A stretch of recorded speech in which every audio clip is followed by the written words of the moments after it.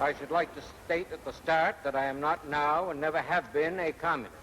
Ask them if they ever found in me anything except the highest adherence to duty and honor.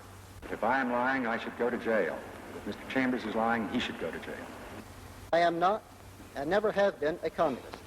In this cell, there was also Owen J. Lattimore. All that Senator McCarthy has been trying to do is expose the communists who have infiltrated the Department of the Army. And let me say that I am honored when people come up to me on the streets, perhaps I don't deserve this honor, and say, you're the man who killed Joe McCarthy.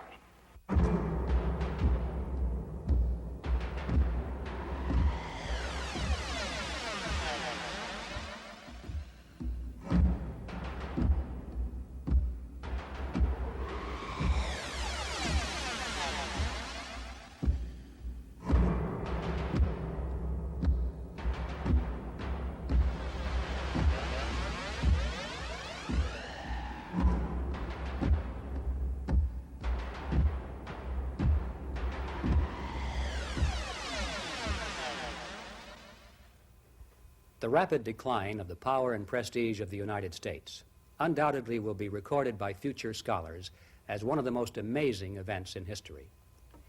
With the defeat of the Axis powers in 1945, the United States stood at the apex of world leadership. She commanded the most powerful military force the world had ever seen. Her economy bolstered scores of nations. She was respected even by her conquered enemies. But long before the children born in that war could vote, the tide had already turned. And by the time their children had grown, the United States had retreated from victory and was struggling for survival in a hostile world. Her military forces had become inferior to those of her enemies. Her economy was reeling under attack by foreign competitors. She was at the mercy of outside energy sources. Her alliances were crumbling. She was hated and jeered at the United Nations. She had been forced to retreat on every continent, while during that same time, over 70 million people each year were being absorbed by international communism. All of this in less than 2 generations.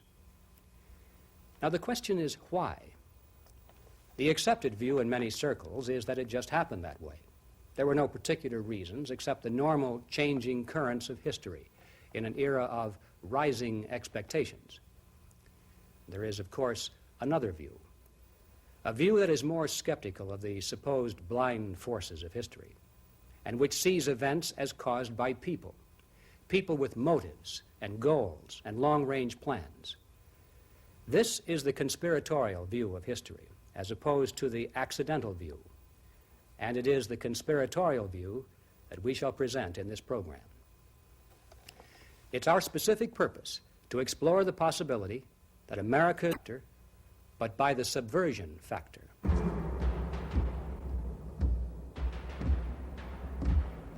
The most significant aspect of communist expansion since 1945 is the fact that it has not been accomplished by traditional military force.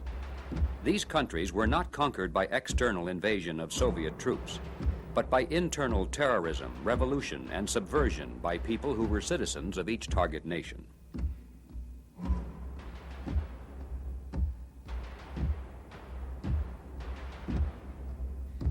In 1967, Soviet Premier Brezhnev said, "Marxist-Leninists have always understood that socialism cannot be implanted by one country into another by military force, that it is the product of the internal development of a given society." Brezhnev's predecessor, Nikita Khrushchev, was even more explicit when he said, "I am convinced that tomorrow the red flag will fly over the United States, but we will not fly the flag. It will be the American people themselves." The historical record is clear. The prime directive of communist strategy is conquest. And most important lesson to be learned is that at the time of takeover, the actual number of communists in any country is usually less than 3%, and in many cases, such as the Soviet Union itself, it has been less than 1% of the total population. The place to begin this inquiry, therefore, is to examine the strategy by which a tiny minority can capture control of an existing government. The success of this strategy has been largely the result of 2 factors working together. One is the mobilization of mass action among the non-communist population, demonstrations, general strikes, or insurrection. The other is the paralysis of the target government, the inability to fight back effectively, indecision, delays, blunders. It's not surprising, therefore, to learn that a major part of communist strategy is devoted to techniques for creating exactly these two conditions: mobilization of the masses and paralysis of the government. In August of 1922, at a secluded resort near Bridgman, Michigan, law enforcement officers raided a meeting of the top leaders of the Communist Party of America. Hundreds of secret documents were seized. One of the most revealing of these was a directive from Moscow, signed by members of the Executive Committee of the Communist International. In this document, it was firmly established that the Communist Party of America was not independent, but merely a branch of the international organization under firm control of the Soviets. The directive said, "The ruling of the Communist International must be accepted as obligating every member of the Communist Party of America, minority or majority." Another important document was written by the American communists themselves. It said, "The great mass of the working class cannot be formed into organizations consciously under the control of the communists. The communists, therefore, are compelled to function as an underground party. The Communist Party is obliged to penetrate all existing working class and semi-working class organizations to reach the masses, using these organizations as tools and auxiliaries of the Communist Party."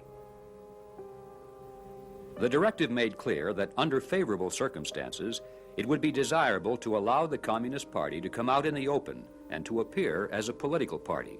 But then it said, "Even though the Communist Party shall have come above ground, the underground organization remains as the directing organ of the open Communist Party." It's important to realize that the open Communist Party, which offers candidates for public office, is not the real organizational force of the movement. It is merely one of the multitude of surface organizations designed to lead the masses. In some countries, such as France and Italy, where communism is viewed merely as a popular political movement, this may be a major channel of mass influence. But in countries such as West Germany, England, or the United States, where the communist label is not popular, it is through the other surface organizations that the underground seeks control of the masses, while the visible communist apparatus serves as a decoy to lull the electorate into believing that the movement is small and harmless. Manipulation of the public is an important part of communist strategy, but the second and equally important objective is paralysis of the target government. For this to be accomplished, it is necessary for the underground to infiltrate into the government itself. I was one of the editors of the Student Review, which was a more or less communist-controlled student paper. And Edmund Stevens. Nathaniel Weil joined the Communist Party at Harvard in 1932 after becoming convinced that capitalism was doomed and that the only other alternatives were communism or fascism. Shortly afterward, he obtained employment under the Roosevelt administration in the Department of Agriculture. After I had been at the job for about a year, when I was 23, I received a telephone call from a voice which simply identified itself as Hal from New York. And Hal asked me to meet him at a restaurant in a part of town which government officials did not frequent. I inferred, of course, that Hal represented the Communist Party. And he told me that his name was Hal Ware. He said the decision has been taken to organize a special secret cell of communists who will be totally separated from the party and will include only those people who are believed to have a big future in the government of the United States. This unit will be under the direct control of the Communist International, and you will have nothing to do with the Communist Party or any member of it. We were under no circumstances to engage in communistic talk. We were not to indoctrinate anybody, and we were not to try to recruit anybody. A lie on that is not considered a lie. Tell us some of your activities when you were a card-carrying member. Well, I think they're the usual activities for a communist member, participating in picket lines. In November of 1945, Elizabeth Bentley revealed to the FBI that for 11 years she had served as an espionage courier between an agent from the Soviet Union and members of the American Underground Organization, most of whom held key positions within the United States government. When she was assigned this position, she was told to destroy her party card and any other documentation that might prove she was a member of the party. In her book entitled Out of Bondage, she describes the instructions of the Soviet agent. He said, "You are now no longer an ordinary communist, but a member of the underground. You must cut yourself off completely from all your old communist friends. You cannot even be known as a liberal and move in progressive circles. Instead, you must pose as an ultra-conservative with a slight leaning toward fascism." Larry Grathwohl became a member of the Weather Underground Organization in 1969 as an undercover operative for law enforcement agencies in Ohio. Before breaking away and testifying in 1970, he had risen to the rank of courier and carried directives from the Central Committee to the operating units within various cities. After explaining how the Weather Underground serves the purposes of the Soviet Union with control exerted through Cuba, he then explained the importance of what are called sleepers in the Soviet underground.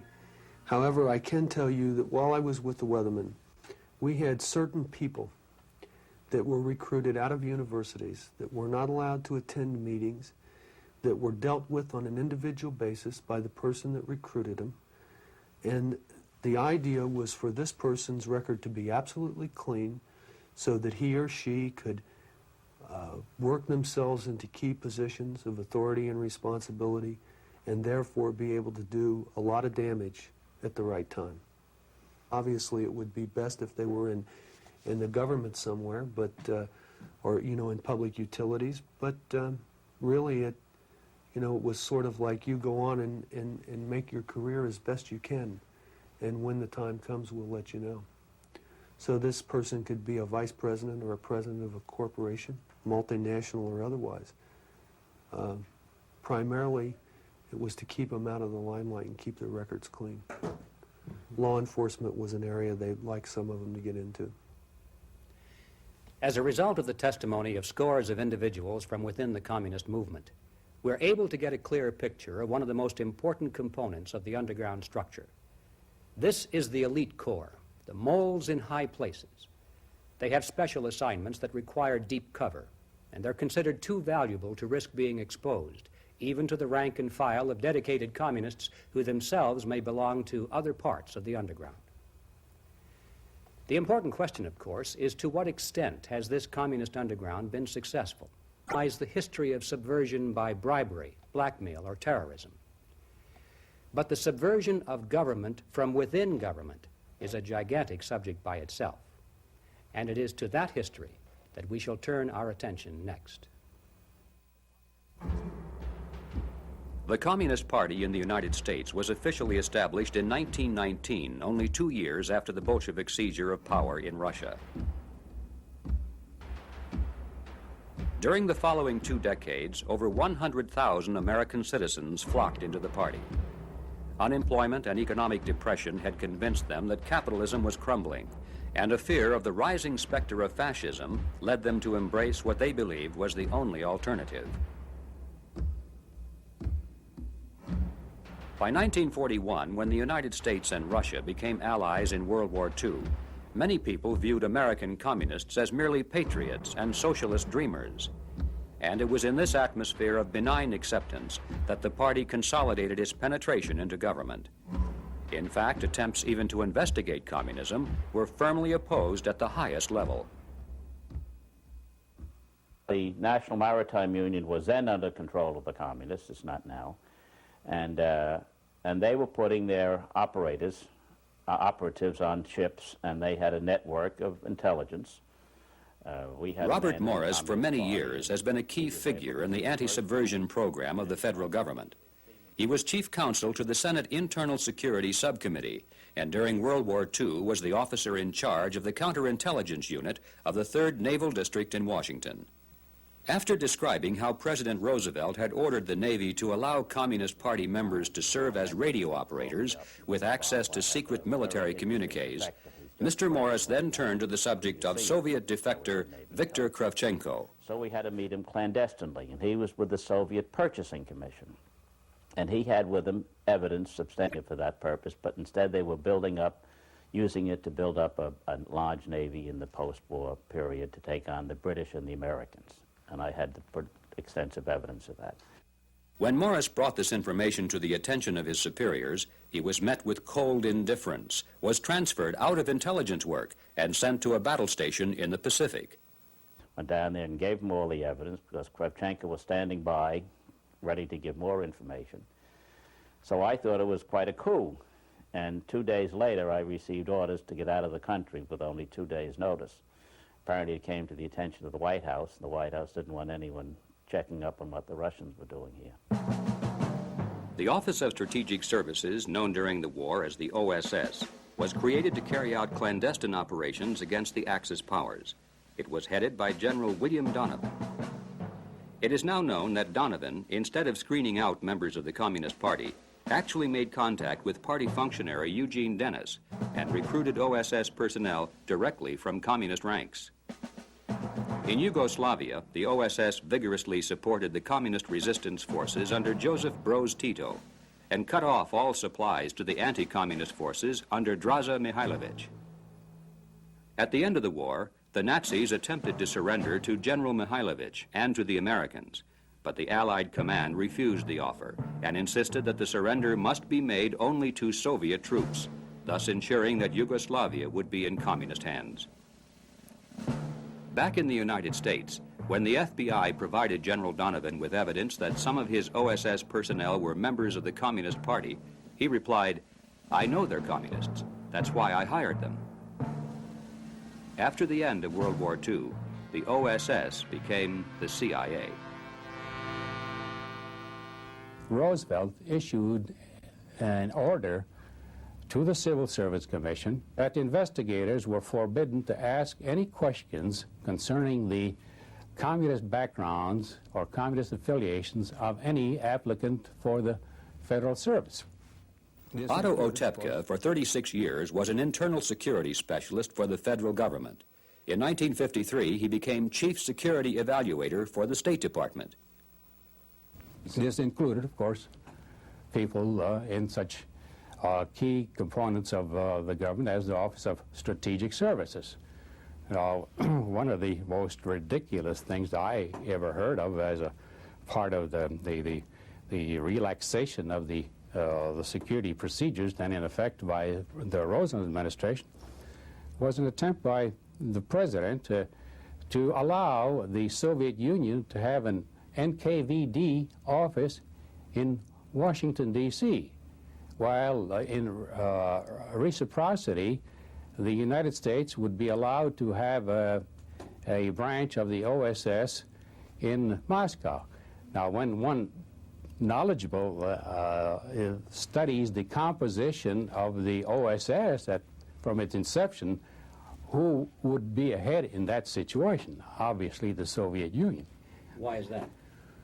Well, because of the OSS, as history has now established, was comprised at the very top in key positions with individuals who were sympathetic to the Soviet Union.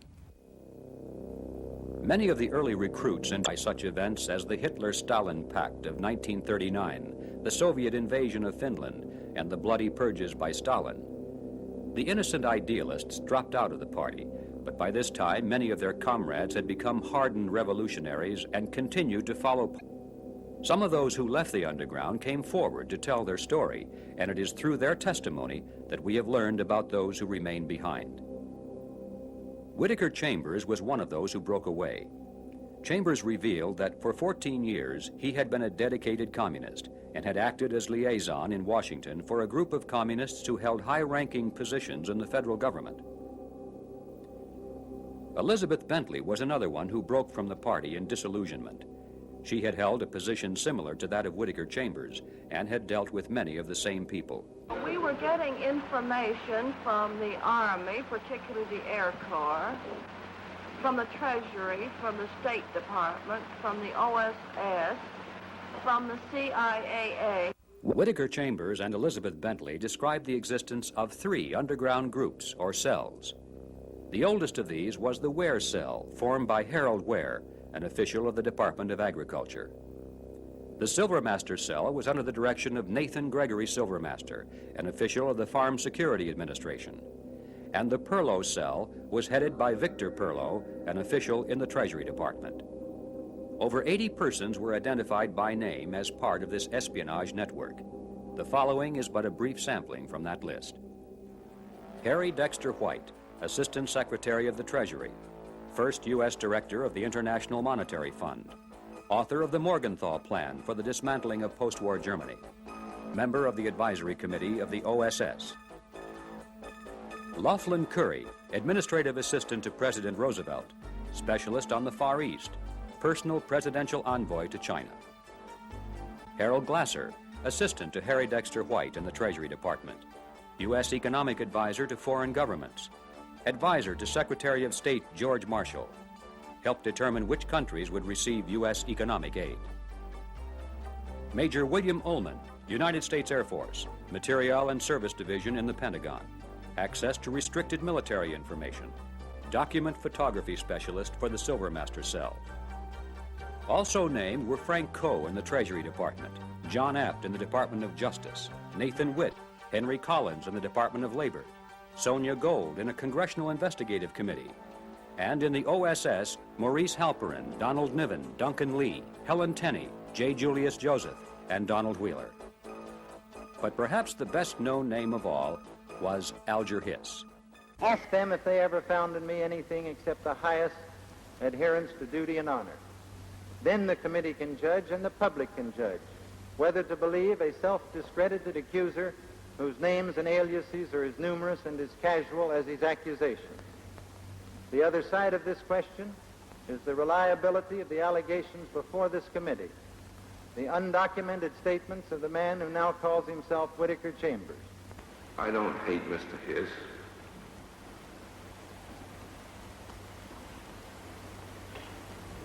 We were close friends, but we are caught in the tragedy of history.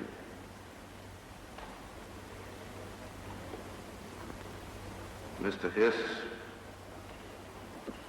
represents the concealed enemy against which we are all fighting, and I am fighting. I testified against him with remorse and pity.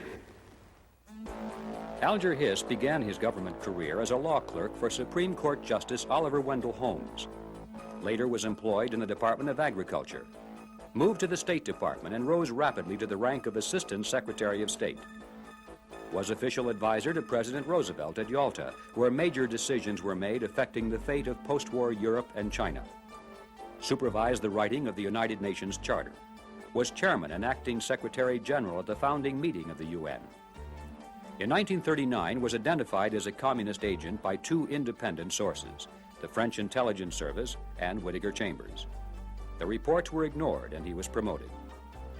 Again, in 1945, was implicated by the testimony of Elizabeth Bentley. Again, the reports were ignored and he was promoted. Was identified a 3rd time in 1946 by a Soviet defector in Canada, and again he was retained and promoted. Finally, after being identified a 4th time by former communist Hedda Massing, was convicted in 1950 for perjury in connection with his denials of espionage activities. Was released from prison in 1954 and began a public campaign to vindicate himself as the victim of a frame-up.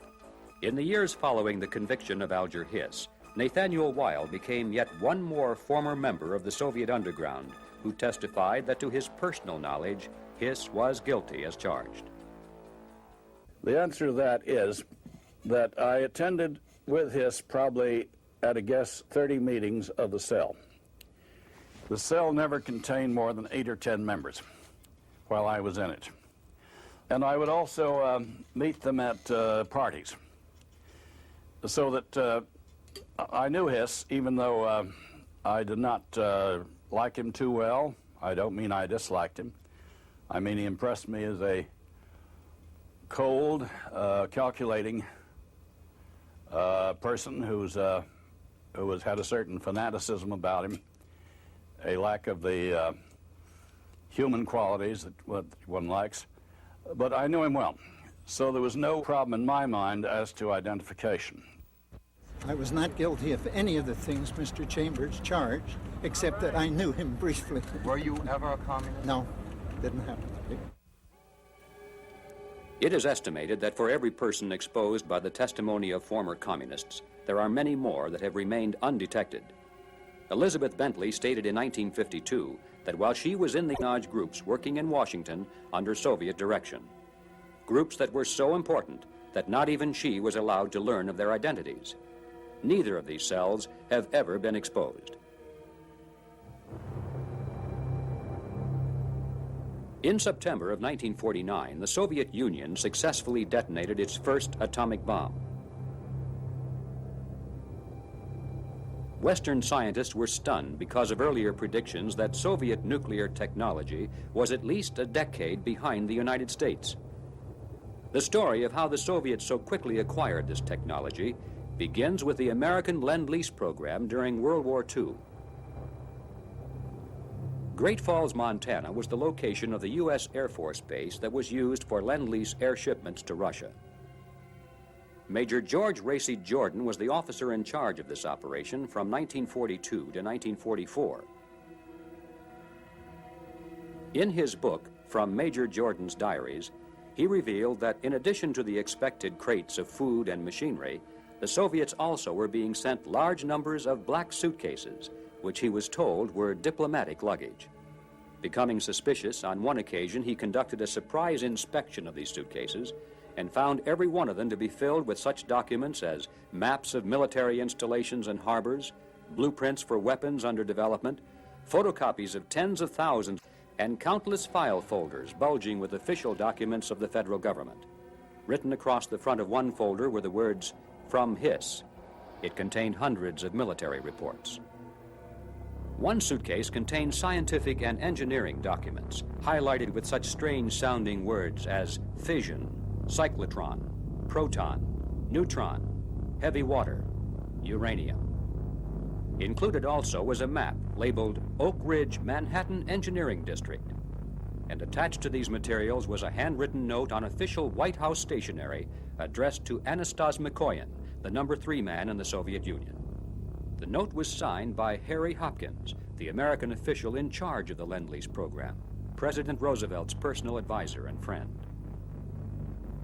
In 1943, Hopkins at the White House spoke with Major Jordan by telephone, told him to expedite a special shipment that was coming through and not to make any official record of it. When the mysterious cargo arrived, it was identified as uranium salts. The shipment was sent through, and as requested, no official record was made, except in Major Jordan's diaries.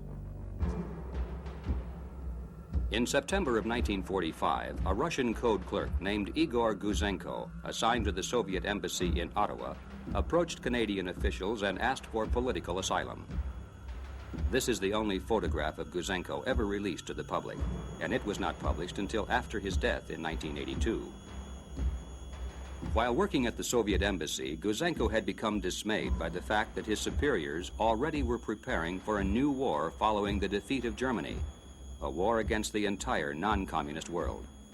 As a code clerk, he had access to all secret communiques, and he brought many of these with him to prove the truth of his allegations. Wearing a hood here to preserve his anonymity as a protection against reprisals, Guzenko revealed that there was a group of Canadian citizens with important positions within their government who in reality were agents of the Soviet Union. But the most electrifying disclosure of all was that the network included one of the top scientists working in cooperation with the United States on the atomic bomb project. His name was Dr. He was second in authority only to the head of the Canadian project. He had provided the Soviets with information about the secret test of the bomb, and he had delivered to them actual samples of uranium. When confronted with the evidence, Dr. May confessed that everything Guzenko had revealed was true. Another British scientist on loan to the United States was Dr. Emil Klaus Fuchs, who had been assigned to work at the top-secret facility at Los Alamos, New Mexico. He was one of the few people at that time who had knowledge of how to construct the bomb trigger mechanism. Under questioning, Dr. Fuchs confessed that he also had been working with the communist underground and that he had given the Soviets drawings and detailed instructions on how to assemble and explode the atomic bomb.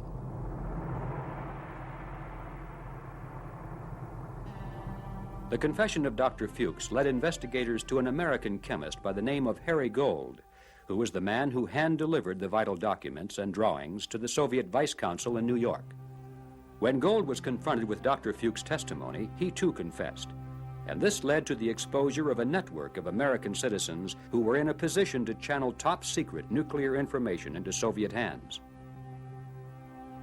The trail led to David Greenglass, the man who made the actual drawings of the bomb's trigger mechanism, and to his sister, Ethel Rosenberg, and her husband, Julius, who were convicted and executed for their part in coordinating the espionage operation. At the conclusion of the trial, federal judge Irving Kaufman declared that this was the crime of the century. He said, "I have searched my conscience to find some reason for mercy. It is not in my power to forgive you." Also convicted at the same trial was Morton Sobel, who had attempted escape to Mexico to avoid prosecution. And finally, the trail of espionage led to Professor Philip Morrison, who admitted earlier Communist Party membership and who had access to virtually all secrets of the A-bomb while employed at the Manhattan Project. In retrospect, it is now clear that the detonation of the Soviets' first nuclear weapon in 1949 was an achievement not of research and science, but of espionage and subversion. Following the disclosure of the Soviet theft of America's nuclear technology, congressional committees began to take an interest in learning more about communist penetration into government. In 1947, for example, Louis Boudens was called to testify before the House Committee on Un-American Activities. He had served as the managing editor of the official communist newspaper, The Daily Worker, and had been a member of the party's national committee. Boudens later revealed that one of the government's most respected experts on China, Owen Lattimore, was a member of the communist underground. In this cell, there was also Owen J. Lattimore. This I know from reports received in the Politburo and given to me officially as managing editor of the Daily Worker. Owen Lattimore was the man who was sent to China by President Roosevelt to serve as the official U.S. advisor to Chiang Kai-shek, the nationalist Chinese leader who then was struggling to prevent a communist takeover of his country. John Stuart Service was another State Department China expert who came under investigation.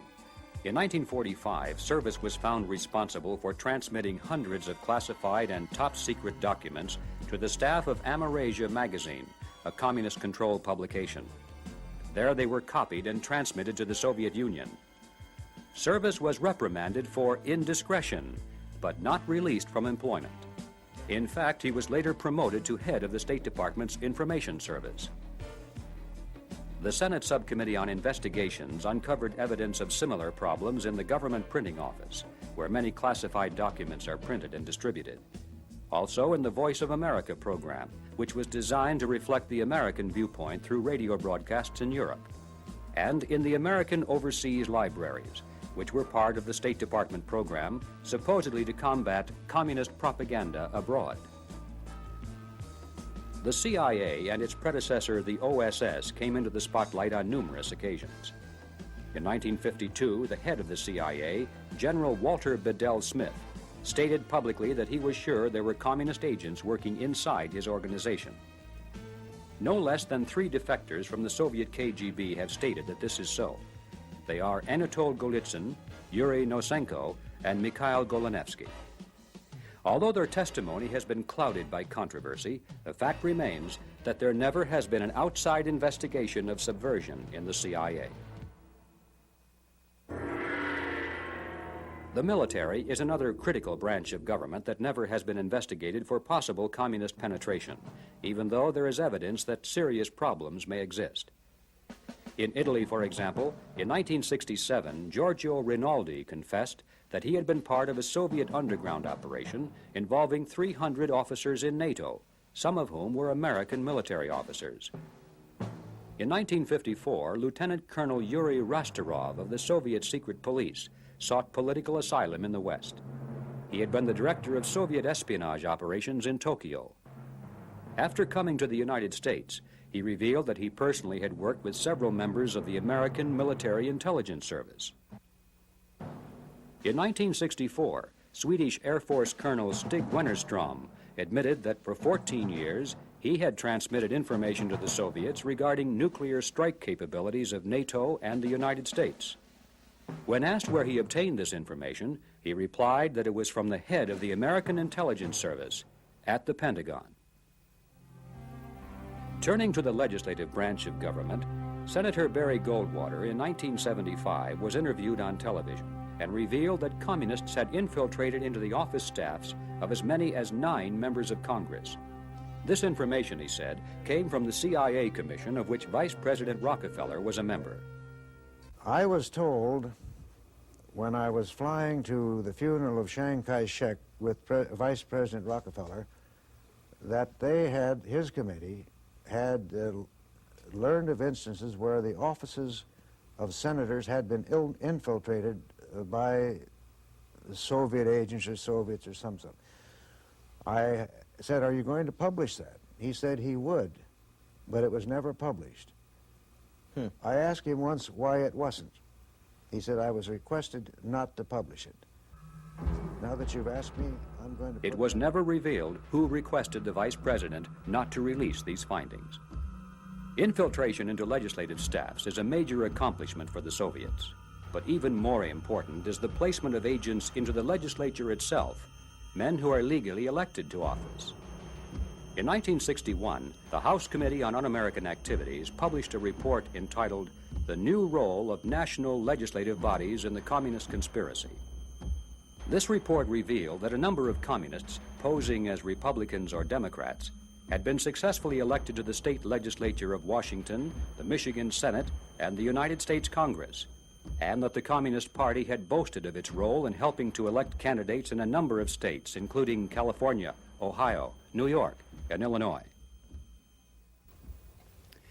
By the mid-1950s, the underground apparatus of the Communist Party was in serious trouble. The one thing a conspiracy cannot survive is exposure. Yet a steady stream of former communists and FBI undercover operatives gradually was exposing the entire operation to public view. This was accomplished primarily through congressional investigative committees, which put the testimony of these people into the public record. And one of the most important aspects of this history is the fact that even though the President and the heads of various government agencies repeatedly were informed by the FBI and given names with documented proof, almost never were these Soviet agents removed, and in fact many of them were promoted until the investigative committees of Congress stepped in, made the information public, and created external pressure for action. As far as the communists were concerned, something had to be done to stop these committees. And it is the story of how they succeeded in that counterattack that we shall take up next. There's no contest between Senator McCarthy and the Department of the Army. All that Senator McCarthy has been trying to do is expose the communists who have infiltrated the Department of the Army. The late Senator Joseph McCarthy, in the minds of many, has become the symbol of anti-communism in America. His detractors have used the word McCarthyism to mean political hysteria and lack of concern for the rights and reputations of innocent people. His defenders view him as the fallen warrior against the hordes of pro-communists in both government and the press. It's not our purpose here to retell the McCarthy saga, but it is important to observe in passing that McCarthy's critics seldom have challenged his basic facts, choosing instead to condemn him on questions of 205 security risks in the State Department. No one denied that such people were on the payroll, but they attacked him because he was not always consistent with the number of names on his list. When he said that there were pro-communist books in the overseas library program, there was no question of it, but he was condemned instead for book burning. No one denied his claim that security risks were employed at the secret testing laboratories at Fort Monmouth, but they criticized him for obtaining this information from a document he was not authorized to have. And when he charged that General Ralph Zwicker had protected and promoted a known communist in the military, his facts were never challenged. He was attacked instead for losing his temper and speaking harshly to a brigadier general. You hear all this talk about Senator McCarthy's methods, usually in a derogatory sense, like people saying, well, I agreed with his fight against communism and his goals, but I didn't agree with his methods. In 1951, Roy Cohn had served as the assistant federal prosecutor in the trial of atomic bomb spies Julius and Ethel Rosenberg. But from 1953 to 1955, he was the chief counsel for the Senate Subcommittee on Investigations, of which Senator McCarthy was chairman. Somebody like Bill Buckley will take the position that, well, his controversiality maybe in the long run hurt the cause and things like that. I don't buy that. Somebody had to make this fight. Senator after senator had declined to do it. It was a dangerous fight because, as we've discussed, you were taking on the media, you were taking on people with vested interests in covering up these communist activities, and it took a man who was a man to do it. And Senator McCarthy was that man. So you can say by his fearlessness and his courage, he made himself an open target for the enemy. Well, that's true. I suppose he did. But that was the risk of the game which he was willing to take and which I think the results he achieved. And I, again, keep coming back to where we are today, because you have to view everything in perspective. If the communists had turned out to be a bunch of pussycats who held free elections in Czechoslovakia and Poland and Hungary and Bulgaria and so on and so forth, and who never went near Afghanistan, or who embraced solidarity and said, you want freedom, you've got it, I'd look like an awful fool today, and I wish I did. But unfortunately, history has proved the opposite, that what we were yelling about 25 years ago has all come true, and there isn't that much left of the free world. Regardless of the controversy surrounding the career of Joseph McCarthy, regardless and above all others, the destruction of his political career and the placement of the word McCarthyism into the American vocabulary was the turning point in the fortunes of the Soviet underground. From that moment forward, any outspoken anti-communist could be discredited in the public mind merely by labeling him a McCarthyite.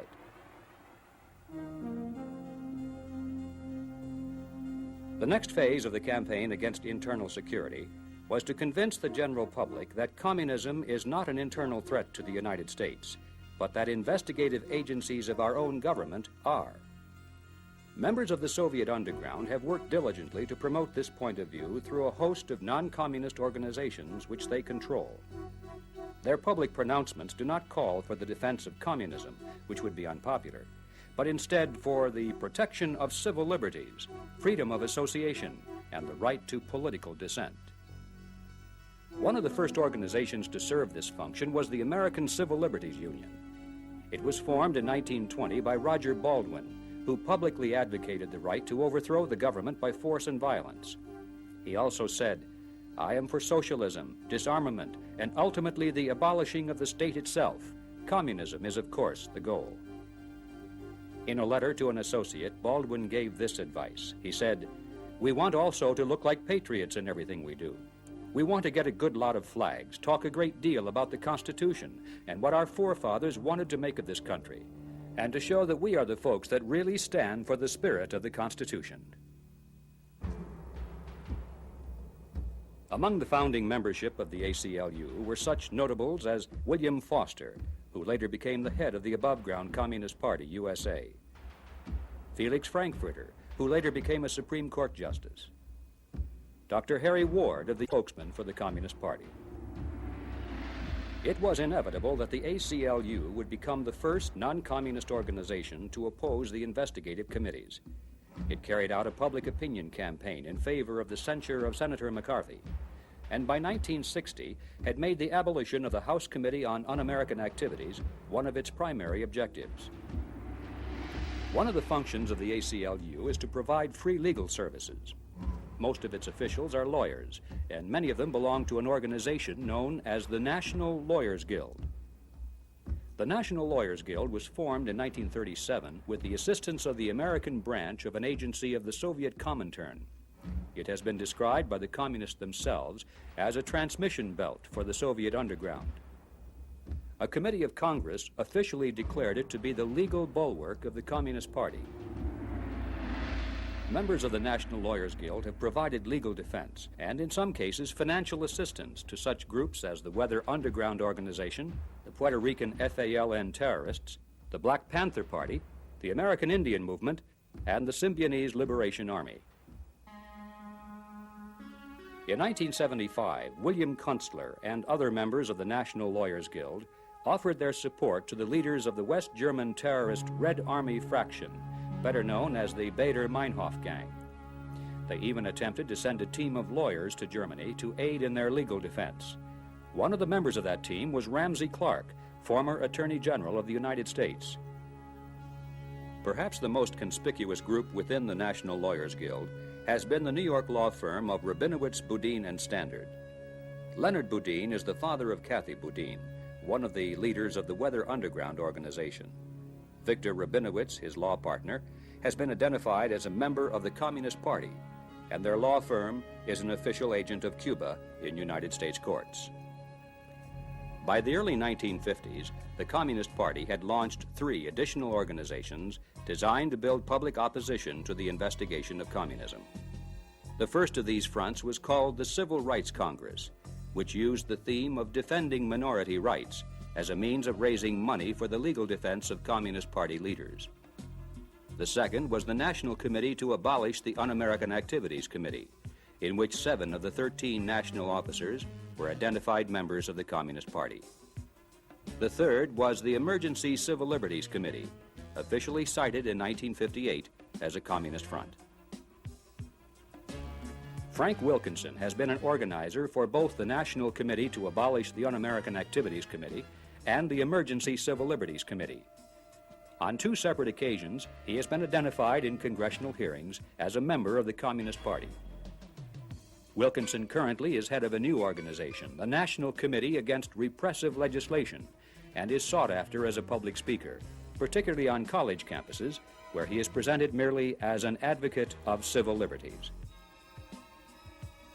Let us turn now to an actual event to see how these people and organizations have been able to achieve their objective. The event was a public hearing before the House Committee on Un-American Activities held in San Francisco on May 12, 1960. The purpose of the hearing was to gather testimony regarding the influence of the Communist Party in the San Francisco area. Frank Wilkinson is one of the first organizers to arrive on the scene. Working through a group, American Freedoms, he helps coordinate the distribution of thousands of copies of a speech by Congressman James Roosevelt, in which the House Committee on Un-American Activities. Well, have you had anything to do with the demonstrations in front of the City Hall today? No, I've just been an observer of those. I understand. Wilkinson and other members of the Soviet apparatus in California formulate a 4-point strategy for attack against the committee. First, they will generate public opposition to the hearing. Secondly, they will pack the hearing room with people who are hostile to the committee, drawing heavily upon radicalized students from the university. Third, they will disrupt the hearing with tactics of open defiance, forcing the police to use crowd control measures to reestablish order. Fourth, they will treat the utilizing news coverage of the action as evidence that repressive measures are used against innocent protesters. The packing of the hearing room comes off exactly as planned. The handful-of crowd that comes not to listen, but to protest. When the room is filled to capacity and hundreds are turned away, communist agitators seize upon this as a propaganda device to disrupt the meeting. From left to right, we see Ralph Izzard, Archie Brown, Sally Itarian Sweet, and Saul Wachter. Open the doors! Open the doors! What are you hiding? What are you hiding? We have nothing to hide. What are you hiding? Let the people in out here. Then get out, you un-American. That's what you should do. Pack up and get out. You are.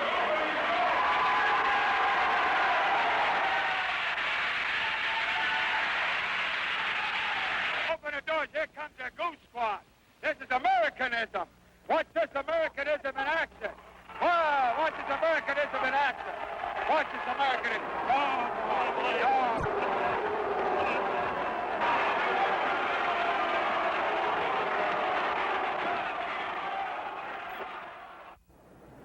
Douglas Wachter, son of Sol Wachter, is a communist-trained student organizer at the Berkeley campus of the University of California.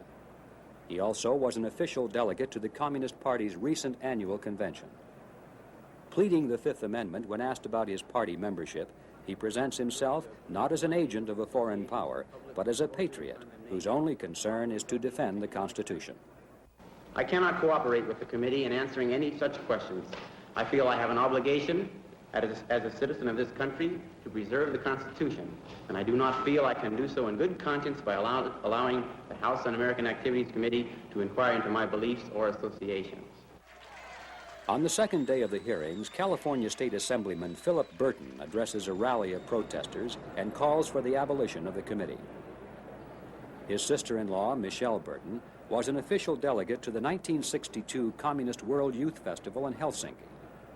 Burton himself has established a long record of support for officially cited Communist Front organizations.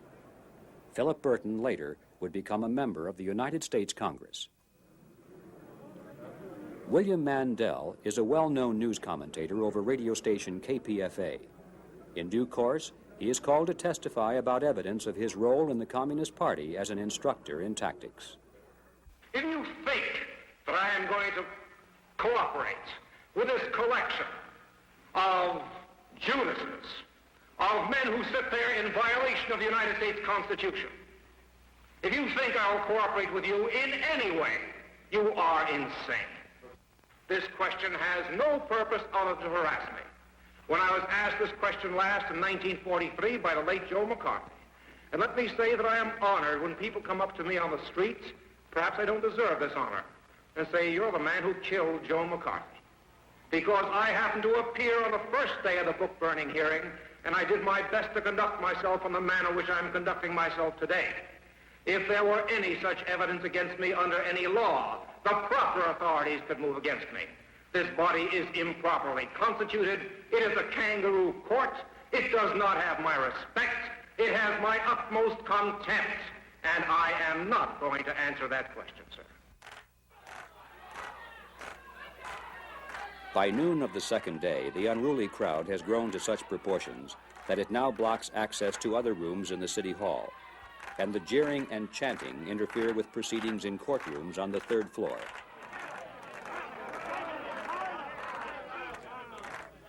It is inevitable that the judges are compelled to register official complaints with the police, who now have no choice but to ask the demonstrators to leave. Taking orders from their leaders, the crowd refuses to budge, even in the face of fire hoses.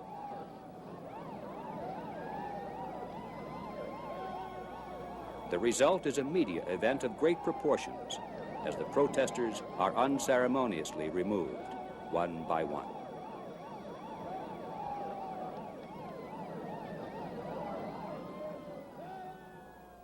The final phase of the strategy, as you recall, was to force the police into using crowd control measures, which then could be offered as evidence of alleged police-state brutality against innocent and peaceful demonstrators. And so it was. The People's World, the official communist newspaper in San Francisco, prepared a special supplement which was widely distributed on college campuses and to waterfront workers. Thousands of leaflets also were distributed entitled From Blackmail to Blackjack.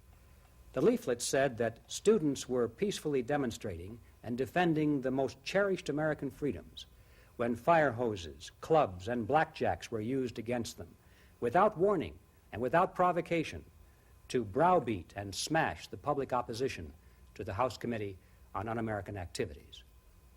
The same theme, in one variation or another, also was carried in much of the nation's non-communist press. Well, that was 1960. By the 1970s, the campaign against internal security had greatly expanded in terms of the number of people and organizations involved, in terms of professionalism and sophistication, and also in terms of objectives, because by this time, the target of attack had broadened to include not only the investigative committees of Congress, but all intelligence gathering operations. In our next program, The Open Gates of Troy.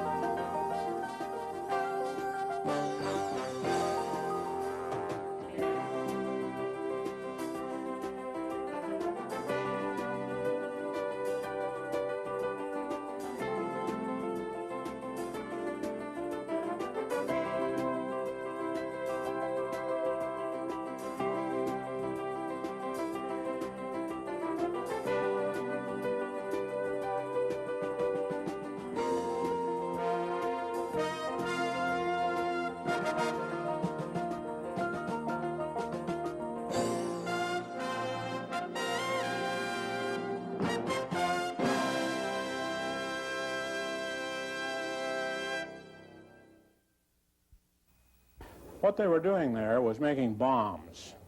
They were making anti-personnel bombs. They were taking 4 or 5 sticks of dynamite, hundreds of heavy nails, and taping the nails on the outside of the dynamite so that when it exploded, it would send those nails out in every direction, and of course, any one like a bullet. So they would have killed hundreds of people had they been successful. But because of my activities and other people's activities, the weathermen had to spend a lot of time trying to determine who the informants were, who the police agents were, and this distracted them from their goals. The two disinformation departments, again under the supervision of the Soviets, decided to start a long-term operation against the CIA. I believe in the naming of the names of CIA people working abroad. I think anybody who thinks that the Communist Party of the United States is a serious threat to the security of the United States in any way. Vice President Ford will be sworn in as president at that hour in this office.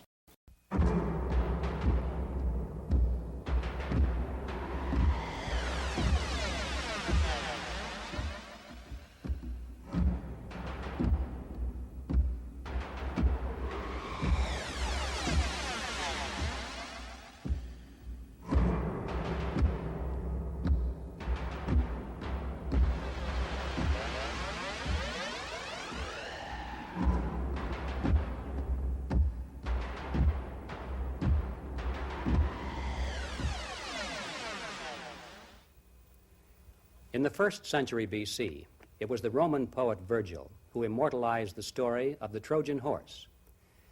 After 10 years of warfare, the Greeks hadn't been able to breach the impenetrable walls around the Trojan city of Troy. Finally, they devised a scheme for accomplishing through trickery what they could not achieve by military might.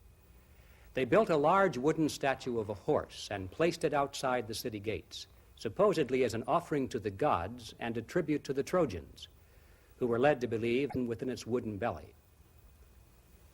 That night, while the Trojans slept with pleasant dreams of peace, the soldiers crept from their hiding place, overpowered the few sentries who remained on guard, and from the inside opened the gates of Troy. Legions of warriors waiting on the outside rushed into the defenseless city, and roaming through the streets at will, massacred the population. When they left, it is said that every building had been destroyed, and no living thing remained behind. Now, there is much in common between the ancient city of Troy and the United States of America. In the past, our walls have been impenetrable against the armies of all hostile foreign powers. But now we're told that there no longer is any danger because our enemy has mellowed and gone. Is it possible that we too have been lulled into pleasant dreams of peace, while there are those who even now overpower our sentries and pull upon our gates from the inside? The answer to that question is the subject of this program.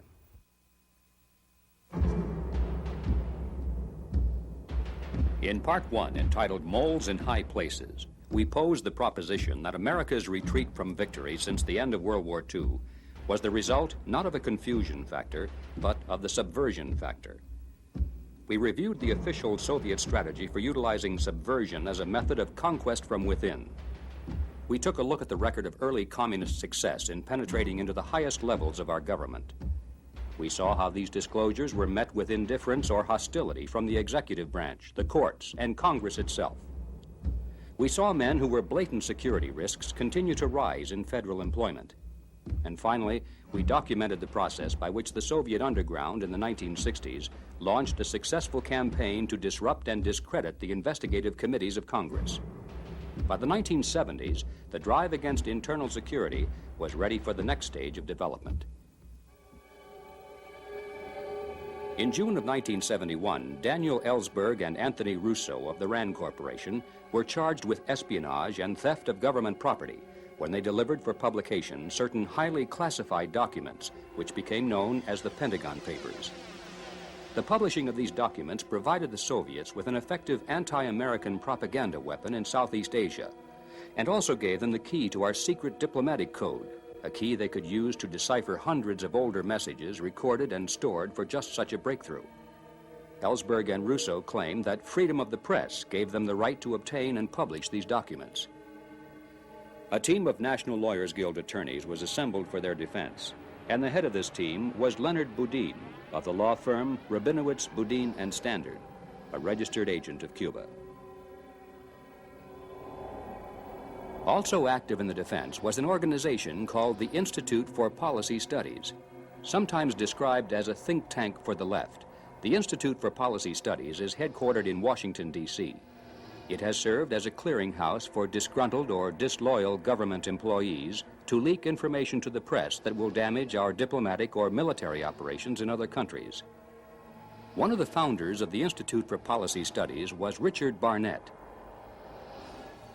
In his book, Intervention and Revolution, Barnett describes communist movements and terrorist campaigns around the world as being merely local struggles for power with no connection to the Soviet Union. It is Barnett's position that the Soviet KGB is not aggressive in these activities and that local communist leaders are independent of Moscow. In his book entitled The Economy of Death, he wrote, "If a country in Asia, Africa, or Latin America goes communist, the Soviet Union or China does not necessarily benefit. Revolutionary regimes, even communist ones, do not make the United States any weaker militarily or the communist powers any stronger." One of the goals of the Institute for Policy Studies has been to weaken and neutralize the CIA. This is also a goal of the KGB. In spite of the fact that the CIA already may have been compromised by communist agents within its ranks, and in spite of the fact that in many countries it has supported the worst possible non-communist leaders among the contenders, still, in some countries, the CIA has done much to slow down communist progress. And as long as it remains in operation, there is always a chance that it could do great future damage to Soviet plans. I believe in the naming of the names of CIA people working abroad, or in the United States for that matter, because I think that people around the world ought to know, as a matter of principle, with whom they're dealing. That is, if they're dealing... The name of Philip Agee has become synonymous with the drive against the CIA. Agee had been a CIA operations officer in Latin America. He resigned in 1969 and began work on his book entitled Inside the Company, CIA Diary, which became an international bestseller in 1975. The theme of his book was simple. The CIA is on the side of evil, engaged in a senseless and cruel campaign against an imaginary threat of communism. Agee frankly supports the activities of the KGB and even complains that the Soviets are not doing enough in the area of secret operations. In the conclusion of his book, Agee revealed his personal ideology. He said, "Reforms of the FBI and the CIA." In the June 1975 issue of Esquire magazine, Agee was even more blunt when he said, "I aspire to be a communist and a revolutionary." In 1977, Agee was deported from Britain for his activities on behalf of the KGB. One of the persons who came to his legal defense was Ramsey Clark, former Attorney General of the United States. As early as 1974, Philip Agee had become associated with a periodical called Counterspy, which published the names and addresses of CIA officers stationed in other countries. I believe that by exposing the identities of CIA officers abroad, it will make it that much harder for presidents of the United States, through the CIA, to install the Pinochets of today and tomorrow. One of the names published by Counterspy was Richard Welch, attached to the U.S. Embassy in Athens, Greece. Shortly after his name was revealed, Welch was ambushed and killed by local terrorists. Similar assassination attempts have been made on U.S. officials in other countries immediately following the public disclosure of their names. In July of 1978, Philip Agee traveled to Cuba to participate in the 11th Communist World Youth Festival. While there, he announced the formation of a new publication called the Covert Action Information Bulletin. An editorial in the first issue stated, "We will never stop exposing CIA personnel and operations whenever and wherever we find them." It's likely that some of the names released by the Covert Action Bulletin actually were CIA officers working under cover of other occupations, but many were not. In fact, one source for acquiring these names was the Soviet disinformation departments of East Germany and Czechoslovakia. One of the men responsible for compiling this list before seeking political asylum in the West was Vladislav Dittman, the officer in charge of the Department of Disinformation in Czechoslovakia. The two disinformation departments, again under the supervision of the Soviets, decided to start a long-term operation against the CIA, making life as hard as possible for CIA.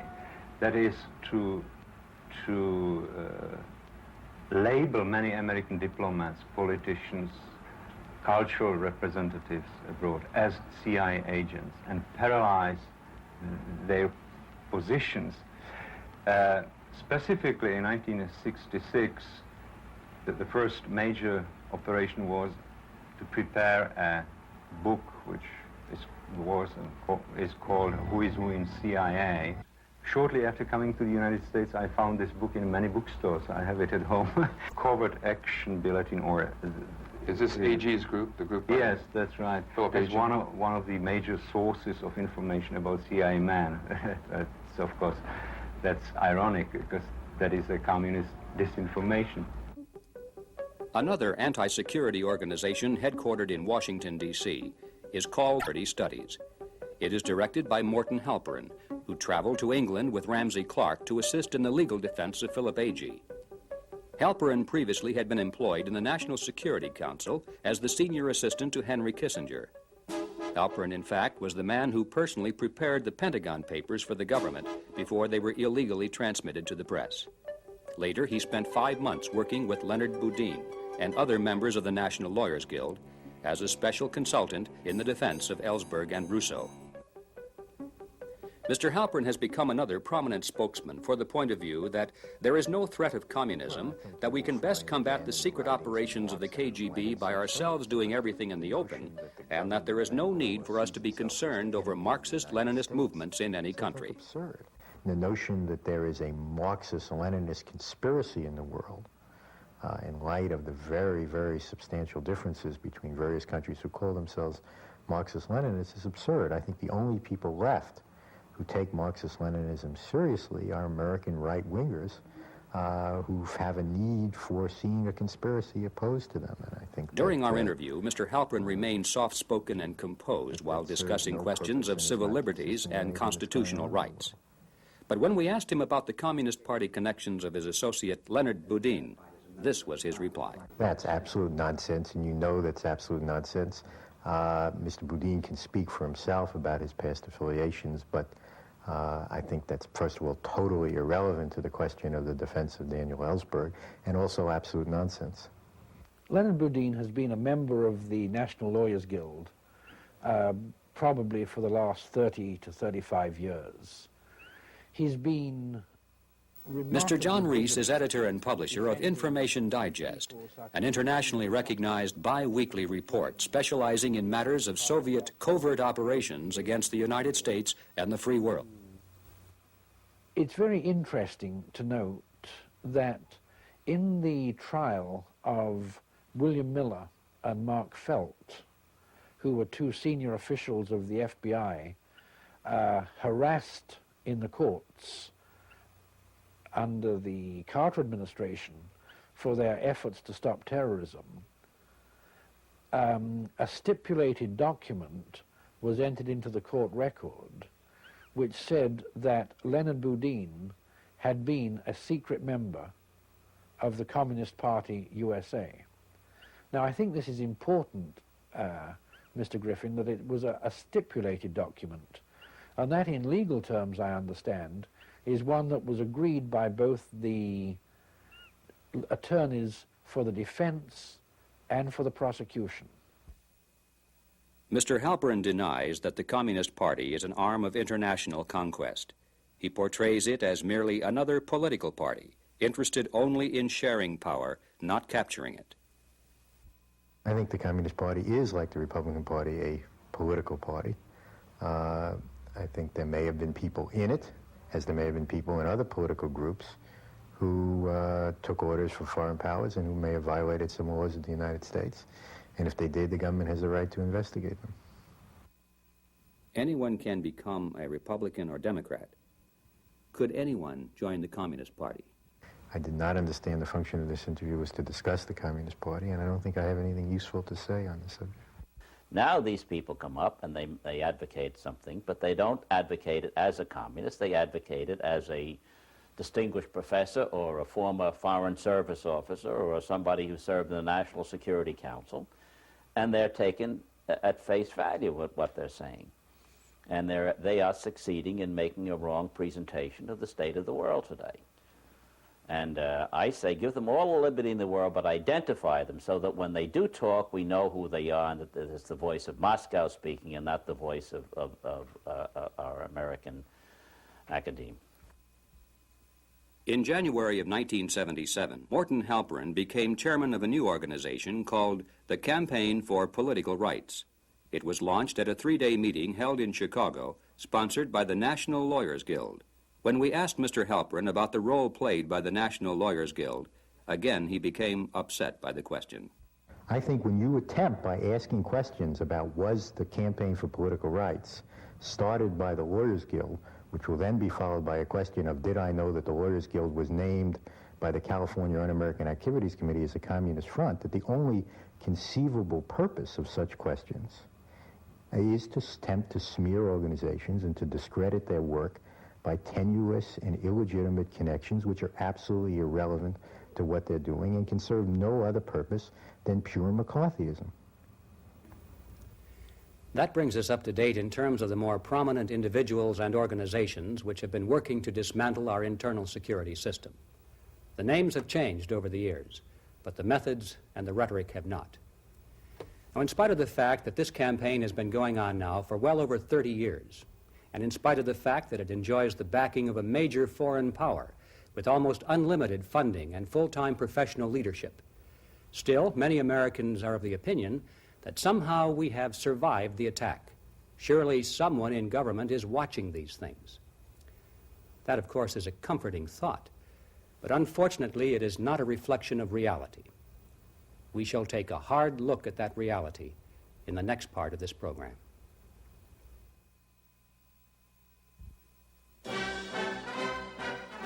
We Americans do not like to hear criticism of our presidents, especially if we personally have voted for them. It is as though our ballot somehow has sanctified these politicians and converted them into sages and saints. But the fact remains that presidents from both political parties have contributed to the undermining of our internal security system, and we cannot sweep these facts under the rug merely because the men involved have been politically popular. The role played by FDR in opening up government employment to communists in the 1930s and 40s previously has been shown. When Roosevelt died in 1945, Harry Truman stepped into the presidency, but made few changes regarding internal security. In fact, Mr. Truman was upset by the exposure of Assistant Secretary of the Treasury, Harry Dexter White, especially when it was learned that Truman had promoted him after being told by the FBI that White was a communist. The president also was outspoken against the investigation of Alger Hiss and dismissed the issue as being merely a red herring. To prevent a repeat of these exposures, he issued orders forbidding the entire executive branch of government from giving to congressional committees any information contained in employee personnel records. This included the State Department. Although President Eisenhower had been elected to office partly on his campaign against subversion in government, employees of the executive branch to turn over to Congress any information regarding questions of internal security. With this single act, one of the main sources of information about subversion in government suddenly was cut off.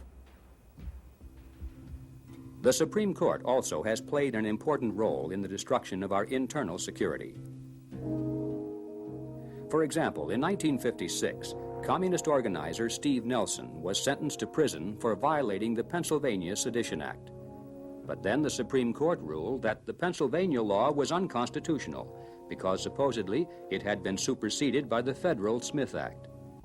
this decision struck down the existing internal security laws of 42 states. Then, in a second decision, the Supreme Court declared that provisions of the Smith Act were null and void. In 1964 and 1965, the court struck down the laws that required American communists to register as agents of a foreign power. The justices did not deny that these people really did act as agents of the Soviet Union, but they declared that compelling them to register as such would violate their constitutional rights. These are but a sampling of over 30 decisions of the Supreme Court, mostly under the leadership of Chief Justice Warren, which have made it impossible to prosecute or even to investigate subversion in government. The Warren Court now is gone, but those who followed have not challenged these decisions, and the damage remains unrepaired. Another setback to our internal security program was the selection process by which government employees who administered that program were assured of being of a liberal or pro-Soviet point of view. Those who adhered to a hard line on security were eliminated, such as Otto Otepka, Chief Security Evaluator for the State Department. Shortly after the election of President Kennedy, Otepka was called to meet with Secretary of State Dean Rusk and Attorney General Robert Kennedy. They asked me about my attitudes and policies and procedures with respect to the administration of personnel security administration in the State Department under the new Kennedy administration. And I was given a specific case, and that was on Walt Whitman Rostow. I was asked whether or not it would be possible for Rostow to come into the State Department without the benefit of a background investigation. Otepka replied that he could not issue a clearance for Walt Rostow because he already had been investigated by the CIA and the Air Force, and on both occasions was found not to be suitable for employment because of security questions.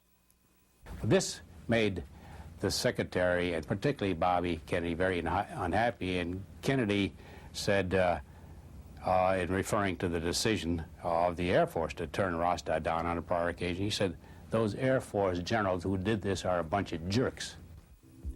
Shortly after this meeting took place, Walt Rostow, the man who was denied a security clearance by the CIA, the Air Force, and the State Department, was appointed by President Kennedy to be his special assistant in none other than national security affairs. The Assistant Secretary of State for International Organization Affairs under the Kennedy administration was Harlan Cleveland. Cleveland had approached Otepka to see if there was some way to get Alger Hiss back into the State Department after his release from prison. Cleveland himself had been hired only after the Security Evaluations Division had been ordered from above to waive the usual pre-employment security check of his background. Cleveland was responsible for selecting a special committee of 10 experts to rewrite the internal security procedures for Americans employed at the UN.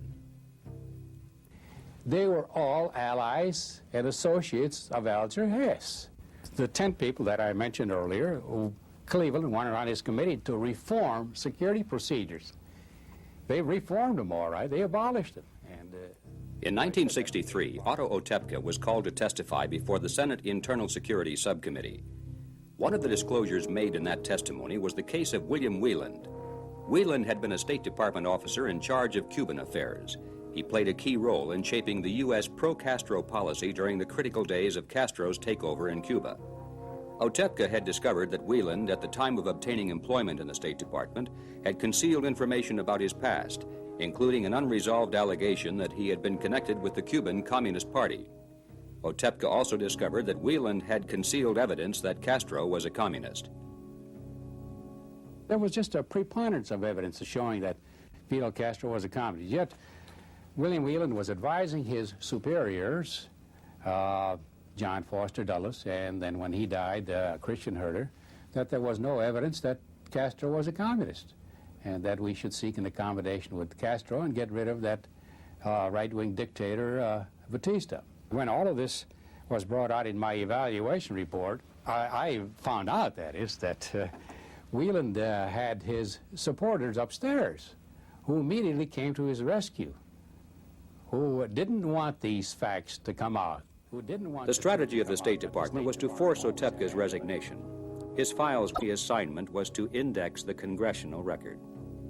But Otto Otepka did not yield to these pressures, and his superior, who had ordered the tapping of his telephone, was the one who was forced to resign. In the end, Otepka was vindicated. But conditions in the State Department did not change. William Whelan was promoted, and Otepka never again served as security evaluator, nor in fact did anyone else. The job itself was abolished. Part of the responsibility for screening employees of the State Department was transferred to the Civil Service Commission. But the Civil Service Commission had stopped even asking questions about employee loyalty to the United States. According to the Supreme Court, such questions are now unconstitutional. I shall resign the presidency effective at noon tomorrow. Vice President Ford will be sworn in as president at that hour in this office. The Watergate scandal that engulfed President Nixon in 1974 proved to be an unexpected source of help to the campaign against internal security. With the public preoccupied with stories of unethical behavior of White House officials, it became easier to sell the idea that the real threat to America was not from communist subversion, but from our own government. In Congress, this attitude was expressed by an increasing support for legislation to abolish the House Committee on Un-American Activity. Backlash, the pro-abolition forces were easily defeated when the issue came to a vote. In 1974, the final vote was only 86 in favor of abolition, with 247 against. But the following January, a change in the procedures of the House of Representatives placed into the hands of the Democratic caucus the power to appoint committee chairmen and to establish House voting rules. The man elected as chairman of the Democratic caucus that year was Congressman Philip Burton, the same man who 15 years earlier had helped to lead the disruption of the House committee hearings in San Francisco. Burton wasted no time in using the power of his new position. With the help of Congressman Robert Drinan, a Catholic priest from Massachusetts, and with other longtime foes of the committee, he drafted a measure to abolish it. This was not in the form of proposed legislation that, as in the past, could be openly debated, but as one of the new operating rules of the House. As such, it could not be singled out. All the rules had to be accepted or rejected as a single package. A no vote would have paralyzed Congress until a new package could be rewritten. Many congressmen who favored the continuance of the committee were unwilling to delay the opening of Congress, and others were equally unwilling to vote against their own party caucus. And so, on January 14, 1975, the House Committee on Internal Security ceased to exist. After the vote, Congressman Drinan was recognized on the floor of the House and introduced into the congressional record a tribute to Communist Party member Frank Wilkinson for his efforts on behalf of the successful abolition campaign. With the elimination of the House Committee, the Senate Internal Security Subcommittee became the only anti-subversion investigative body left in Congress. But it too had powerful foes. The committee actually was a subcommittee of the Senate Judiciary Committee. One of the members of the Judiciary Committee was signed. In March of 1977, Kennedy finally succeeded in gathering enough support to cut off all funding for the Internal Security Subcommittee. Abolished by lack of funding, there have been no hearings and no investigations since that date. Once the investigating committees of Congress had been silenced, the FBI became the primary target of attack. One of the first moves in this campaign was to destroy the prestige and morale of FBI agents by publicly charging them with criminal activities. This had long been a tactic of the ACLU and the National Lawyers Guild, but it wasn't until the Justice Department of the federal government assumed this task that the strategy became effective. In April of 1978, Mark Felt, formerly the number 2 man in the FBI, and Edward Miller, his assistant in charge of the Domestic Intelligence Division, were indicted in federal court. The purpose of these entries was to search for information that would reveal the whereabouts of terrorists who were known to be responsible for bombings in New York and Washington. Another purpose was to discover the planned locations of future bombs so they could be intercepted and destroyed beforehand. FBI Associate Director Mark Felt tells the story. In March of 1970, a luxury townhouse in Greenwich Village, New York, blew up. It was a tremendous explosion. And as an interesting sidelight, out of the smoking and dust and rubble ran two females. One was completely naked, and the other had a pair of jeans. That was the Kathy Wilkinson and Catherine Boudin.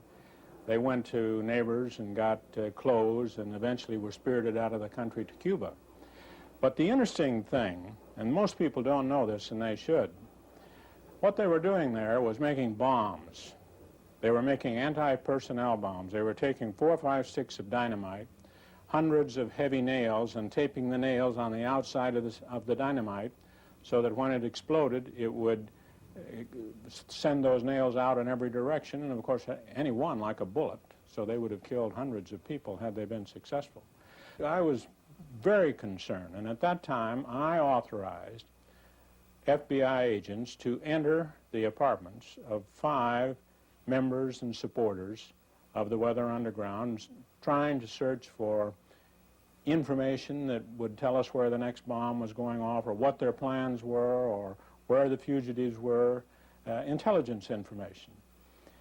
This is a technique called surreptitious entry. Some people call it a black bag job, which had been accepted in the FBI in important national security cases for as long as I was in the Bureau. Surreptitious entry is forbidden by law when used to gather evidence to convict a person for a crime already committed. But when used for the purpose of preventing a crime from being committed, especially in the field of espionage, it is an accepted practice in every civilized country in the world. In the espionage field, the worst thing you could do would be to get a warrant, because a warrant has to be served.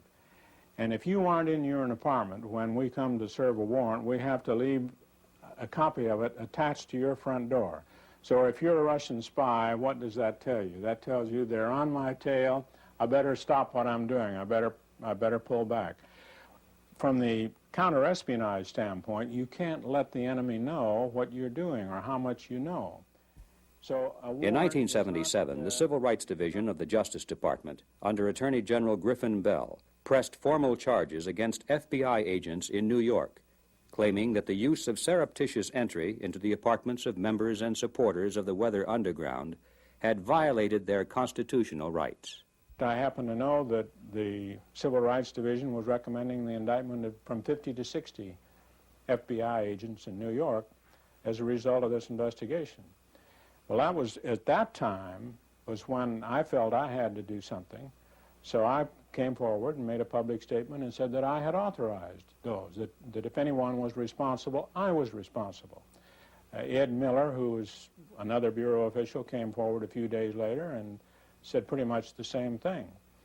And it was as a result of that that Miller and I were indicted for violation of the civil rights of these individuals. On April 20, 1978, Mark Felt and Edward Miller arrived at federal court in Washington, D.C. for their arraignment. Former agents awaited their arrival at the steps of the courthouse to demonstrate support. It was clear that more was at stake than the future of 2 men. The FBI itself was on trial by its enemies. From the beginning, federal judge William Bryant demonstrated hostility to the FBI position. At several points within the trial, he even took over the role of prosecutor when the Justice Department attorneys were too slow in doing so. On the last day of the trial, Judge Bryant told the jury to ignore all issues except one. Did or did not the defendants have approval for these entries from the President? This was an incredible instruction because the defense had never claimed that they had been authorized by the President. That procedure had not been instituted by the Justice Department until 5 years after the events in question. By injecting this element at the last possible instant before the jury retired, the fate of the defendants was sealed. On November 6, 1980, Mark Felt and Edward Miller were found guilty of allegedly violating the constitutional rights of American citizens. Their fines were over $8,000, but their total legal costs for defense, an amount raised by FBI agents and friends, exceeded $1 million. By 1975, the Justice Department under the Ford administration had come under the control of Attorney General Edward Levy. since Levy had been a member of the National Lawyer's Office, would be directed toward the destruction of the internal security function of the FBI. Levy inaugurated a series of guidelines for future FBI investigations. Under these guidelines, which were based upon recommendations of the National Lawyers Guild and the American Civil Liberties Union, the FBI could no longer investigate individuals or organizations unless there was already proof that they were planning a criminal act. In a federal lawsuit brought against the government by the Alliance to End Repression, the Justice Department further stipulated that the FBI could not investigate unless the crime was to be committed in the next 48 hours. But without the power to investigate, there is little chance to obtain such proof before the crime is committed. In the past, many bombings, hijackings, and killings have been prevented because the FBI had advance information as a result of prior months and even years of investigation. Now, there is almost no way to anticipate these crimes. The FBI also was told that it could no longer use informants inside terrorist or subversive groups if those informants participated in illegal acts. This sounds reasonable in theory, but in practice, an informant who refuses to participate in the illegal acts of other members of the group soon would be dropped from its innermost circles and would cease to be an informant at all. The man appointed by President Carter to run the FBI was William Webster. When confronted with the guidelines laid down by Attorney General Levy, Mr. Webster expressed satisfaction with them, claiming that they would clarify and simplify the task of the FBI. And simplify they did. Between 1973 and 1979, the number of continuing internal security investigations at the FBI dropped from over 21,000 to 147. That's a reduction of more than 99%. The number of special agents assigned to this work had been reduced to 143, an incredibly small force considering that during that same period, the number of KGB agents under diplomatic cover and operating as journalists or businessmen had grown to almost 2,000. In other words, there are about 14 times as many KGB agents in the United States as there are FBI agents to thwart them. And this is counting just foreign personnel. It does not take into consideration the much larger group of agents with American citizenship, which also is part of the Soviet underground. The CIA also has been weakened by administrative policies established at the top. Between 1964 and 1975, the intelligence operations staff of the CIA was cut back by 40%.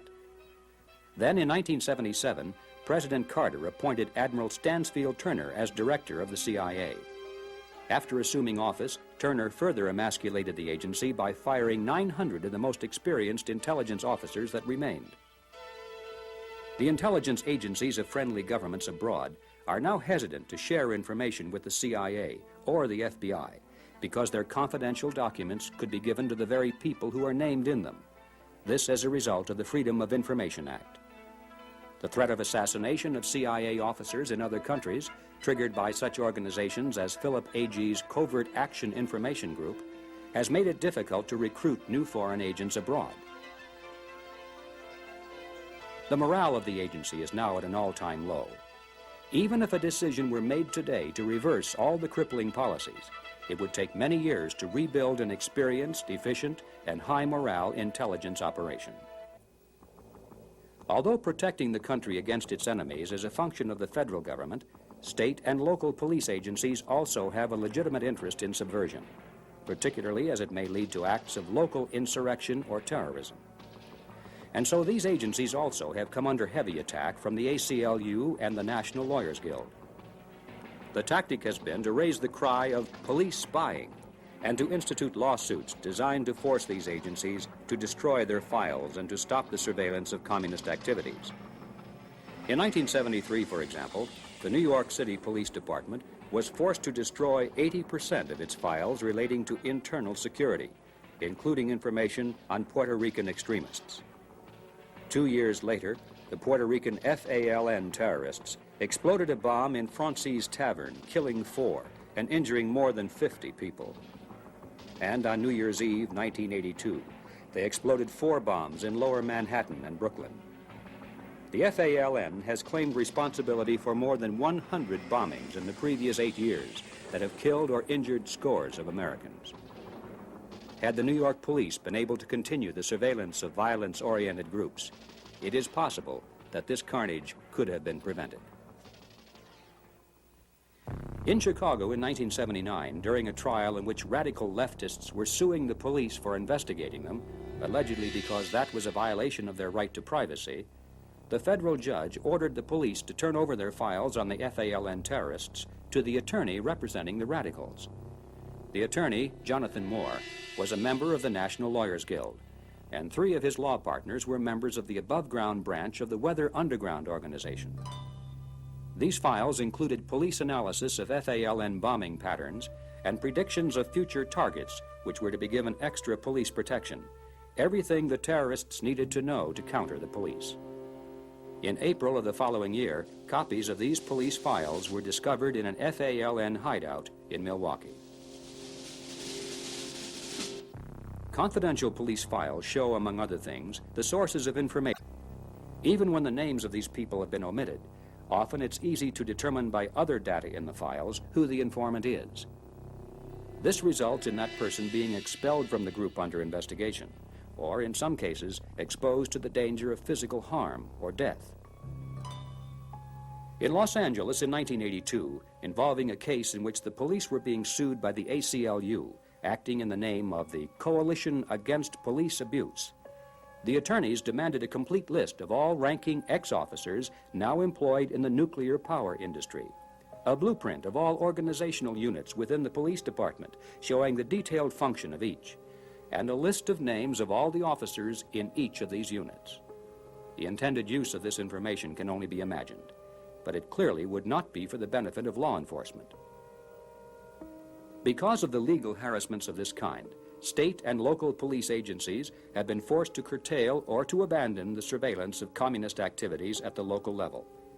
There now are cities in the United States which the president has been advised not to visit because there is insufficient intelligence data to anticipate terrorism or assassination attempts. If the Weather Underground organization had been allowed to run amok in 1969 and 1970, I don't know how many people might have been killed. But because of my activities and other people's activities, the weathermen had to spend a lot of time trying to determine who the informants were, who the police agents were, and this distracted them from their goals. And I have no doubt that there's a good number of people alive in this country today because of what myself and other people did. The tools that most policemen use, the tools that the FBI uses, all of a sudden became suspect, attacked. During the 1970s, John Ashbrook was one of the few members of Congress who fought for a strong internal defense against communism. This statement, given before our cameras in Washington, D.C., is taken from his last public interview before his sudden and unexpected death in 1982. Again, the government is virtually stripped naked when it comes to this particular aspect. There is no loyalty program. I once, at a hearing, had the opportunity to interrogate the director of the program in the FBI supposedly having loyalty. I said, well, if you found a communist in the government now, what could you do? He said, well, you really can't do anything. Can't ask them questions. They don't keep records. They don't have a loyalty oath. The liberals in the last 15 or 20 years have virtually made government service open to communists by the destruction of the loyalty program and by making it impossible for the FBI or even the Civil Service Commission to make any checks. I would challenge anybody to say that the FBI or the Civil Service Commission could even investigate a communist if you knew one were working for the government. That's how far they've gone. That's how much we've failed.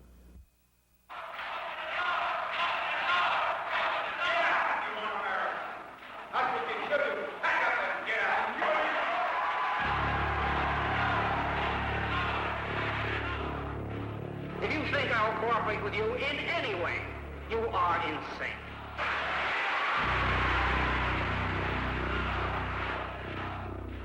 Mr. Chairman, I move to abolish this committee and to seal its records so that no longer do we have to face the spectacle of innocent Americans being And harassed. furthermore, I say that no agency of this government has any business inquiring into a person's loyalty to the United States. That is McCarthyism and can only lead to the kind of witch hunt The purpose of this program has been to review the record of Soviet penetration into the United States government. The lesson of history is that nations fall to communism from the inside. The primary strategy for conquest has not been military invasion, but internal subversion. Yet, in spite of this reality, the United States has allowed all the layers that once existed as protection against internal subversion to be stripped away. First, the important investigative committees of both the House and the Senate were abolished. Then the Internal Security Division of the Justice Department was eliminated. The Subversive Activities Control Board was terminated by lack of funding. The Attorney General's list of subversive organizations is no longer published or even maintained.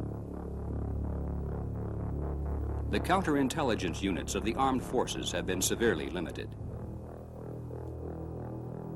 The FBI has been forced to reduce its internal security activities by over 90%. State and municipal police agencies have all but abandoned their intelligence units. And the CIA has practically ceased to function as a defender of American interests around the world. Communists in our government? Well, to many Americans, the response is, so what, and who cares? What harm can they possibly do to a great and powerful nation as the United States? But recent history already has answered that question. It is the history of American paralysis in world conflict. Having fought a world war supposedly to protect Europe from Germany and to save China from Japan, at the end of that war, we gave the Soviets all of Eastern Europe, Manchuria, the Kuril Islands, the Chinese port of Dairen, the northern half of Korea, and half of Germany.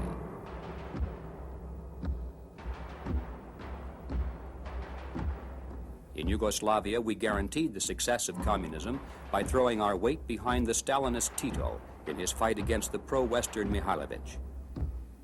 After the war, in a project called Operation Keelhaul, we used American troops to round up anti-communist refugees all over Europe to be shipped back to Russia where they faced execution or slave labor in Siberia. This broke the back of the anti-communist movement in Europe. We supported the communist forces of Mao Zedong in their war against Chiang Kai-shek and actively worked behind the scenes to bring about the communization of China.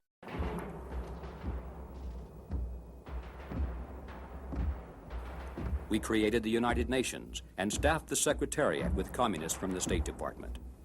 We gave the Soviets 3 votes in the General Assembly compared to 1 for us, and agreed further that a Soviet national would always be in charge of UN military activities. We pushed Algeria into the communist orbit by supporting Venezuela. We helped Castro to power in Cuba and later betrayed the anti-Castro invasion force at the Bay of Pigs.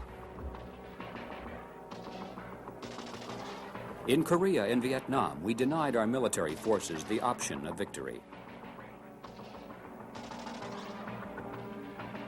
We supported the Sandinista communists in the takeover of Nicaragua. We gave the Panama Canal to a pro-Soviet dictatorship. We have bankrupted ourselves with foreign aid to our most bitter enemies around the world. We have built Soviet industry and have given them high technology for their nuclear strike force. When they could not pay, we canceled their debts and passed them on to the American taxpayer. We condemn anti-communist regimes in Africa and Latin America, allegedly for violations of human rights. But we invite to the White House and then publicly embrace every communist dictator in the world, no matter how bloody his hands. And while freedom fighters throw themselves against Soviet tanks in Hungary, Afghanistan, and Poland, we give solemn assurances that we will not intervene, the very communist governments which the people themselves are attempting to topple.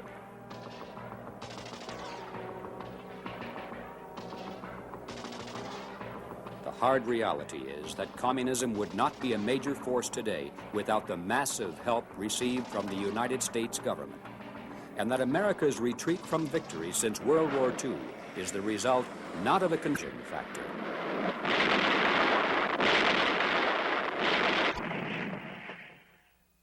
In a speech before the Roman Senate in the 1st century BC, it was Cicero who said, "A nation can survive its fools and even the ambitious, but it cannot survive treason from within."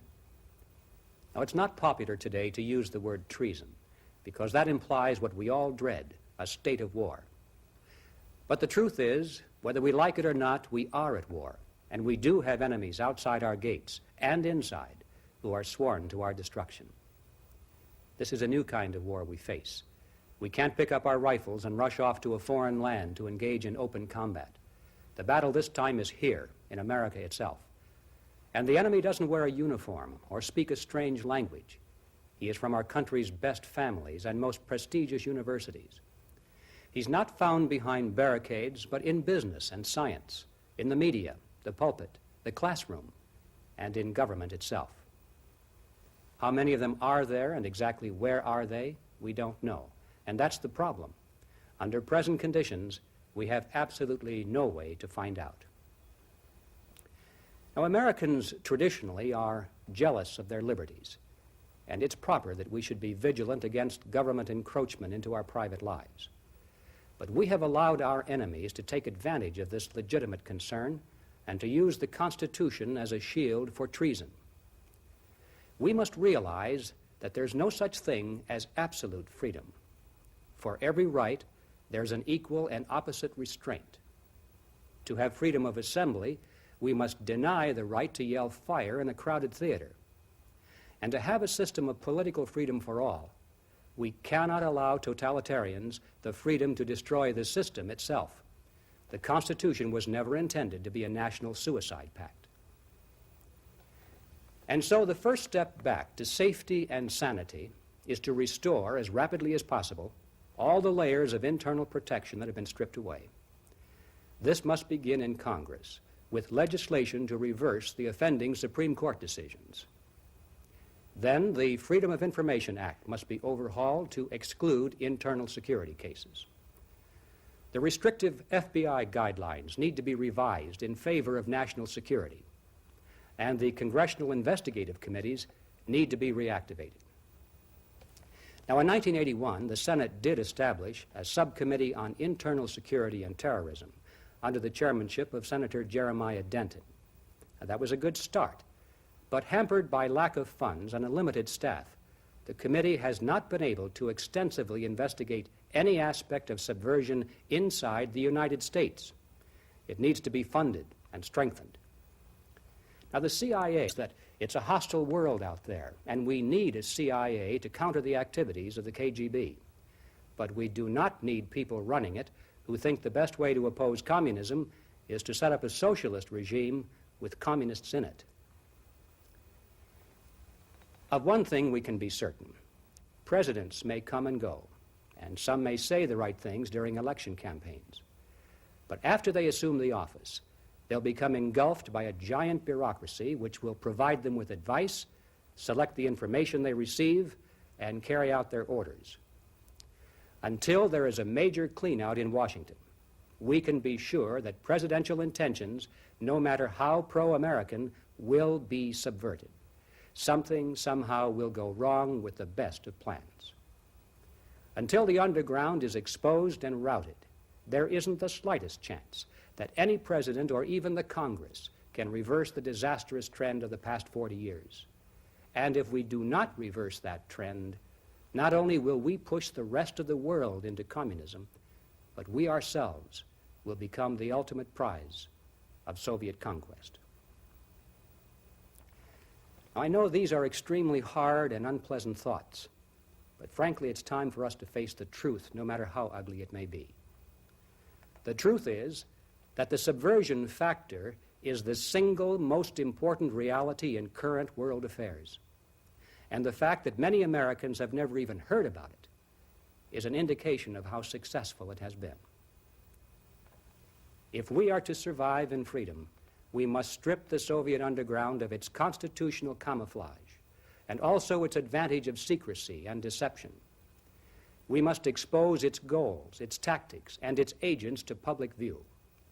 Finally, when forced to compete in the open on the basis of the honest merit of its ideas, it then will cease to exist in a society of free men.